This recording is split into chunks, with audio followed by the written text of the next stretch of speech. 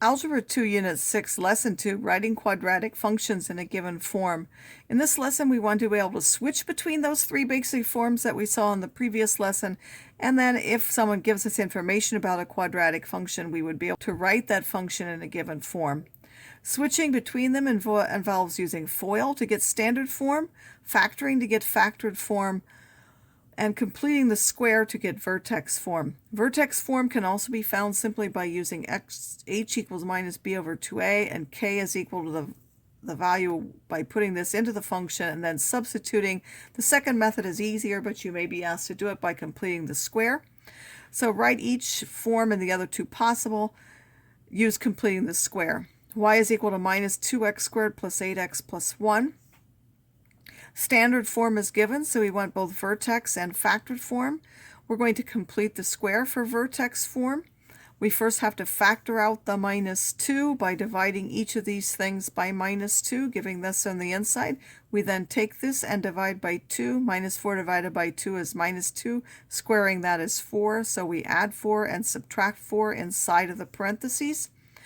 Then we rewrite the first part as something squared, so we get x minus 2 squared, and then we combine these two to get the number minus 9 halves, and then we're going to multiply everything by that minus 2 to get this in vertex form. Factored form, if we look at this, if we use b squared minus 4ac, we will find this is 72. It's not a perfect square, so that function is not factorable. In this particular one, this is vertex form. Standard form is simply found by using FOIL for this, so we have c plus 4 squared is c squared plus 8c plus 16 by multiplying this and doubling it to get the middle term and squaring each of these to get the first and last terms. Then we multiply everything by the minus 1 and combine the last one with this to give a minus 15.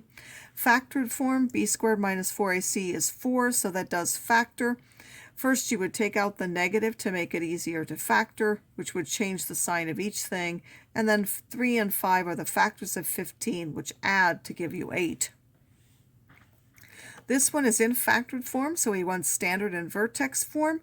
Standard form, you simply use FOIL. Vertex form, we're going to get by completing the square. So we have 2, we take the 2 out. We have to start with standard form, so we take the 2 out of this by dividing each one of those by 2. And then we have to take that coefficient, divide by 2 again, because that's what the completing the square part. 7 over 2 divided by 2 is 7 over 4. 7 fourths squared is 49 over 16. That's the value we will add and subtract. The first part we rewrite as something squared. What do we use to square this? Was 7 over 4. The negative has to match, and then that's squared. We combine these two to give that final number at the end, and then we will multiply everything by 2 in the end, keeping it outside of the squared expression, but the number we will multiply by 2. With the 2 and the 16, the 2 cancels to give you an 8 underneath there instead. To find a quadratic function, you generally need 3 points, and then you solve a system of equations with 3 variables. There are some special cases. If you either know the zeros, you can substitute them in vertex form. So you would have to know the zeros and another point. The other point would be to find the value of a. That's also 3 points, but it's easier to do this than to solve a system of 3 equations. If you have vertex, that's such a special point that you only need vertex and one other point, because the vertex is right in the middle, and then you would substitute that in vertex form.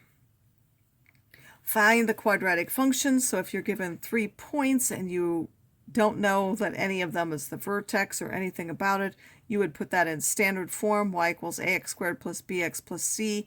You put the point minus 110 in there. You put the point 24 in there. You put the point 3 minus 6 in there. So the 10 is the y, would give you a 10 here. Then you would do minus 1 squared, which is 1 times a, so you would get a, and then you get minus b plus c is 10. If you put 2 in for x, you would get 4a plus 2b plus c, and then that would have to give you the y value, which is 4. And if you put x is 3, that would be 9a plus 3b plus c, and then you would give you the y value of minus 6. Now you have a system of 3 equations and 3 unknowns. As we did in Unit 3, we need to solve that either by elimination or substitution. Because they all have c, the easiest thing to do is to pick any pairs of equations and eliminate c. So I picked the first one and the second one and eliminated c, and then I put the first one and the last one and eliminated c, and then I solved the system of those two equations to find b was 0 and c was 12 to give me y is equal to minus 2x squared plus 12.